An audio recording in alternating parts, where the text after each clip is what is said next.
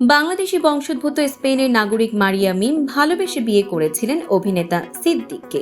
দেশেও স্থায়ী হয়েছিলেন। মিডিয়ায় ক্যারিয়ার গড়ার ইচ্ছা ছিল, শুরু করেছিলেন মডেলিংও, কিন্তু এখানেই শুরু হয় জটিলতা। সিদ্দিক চেয়েছিলেন স্ত্রী হোক সংসারমুখী, কিন্তু মিমের ছিল আলাদা স্বপ্ন। দ্বন্দ্বে জড়ালেন, শুরু হলো দূরত্ব। শেষমেশ 2019 সালে সম্পর্ক ভেঙে আলাদা পথ ধরলেন দুজন। 6 বছর পর আবারও আলোচনায় মারিয়া মিম। ইনস্টাগ্রামে এক ভিডিওতে দেখা যায় মুখ ঢেকে রাখা এক যুবকের সঙ্গে ঘনিষ্ঠ সময় কাটাচ্ছেন তিনি। ক্যাপশনে লিখেছেন, আমার ভালোবাসা। নেট দুনিয়ায় ঝড়, কে এই প্রেমিক? এক সাক্ষাৎকারে মিম জানালেন, প্রেম করছেন, শিগগিরই বিয়েও করবেন।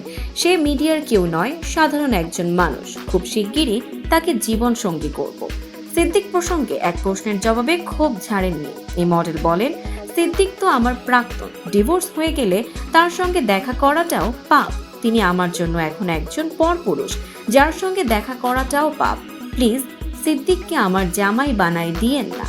এদিকে সম্প্রতি মারধরের শিকার হন অভিনেতা সিদ্দিক। এরপর বর্তমানে কারাগারে রয়েছেন তিনি। বিষয়টি নিয়ে নেটিজেনরা মারিয়া মিমকে কটাক্ষ করলে তাদের তুলোধুনো করেছেন এই মডেল।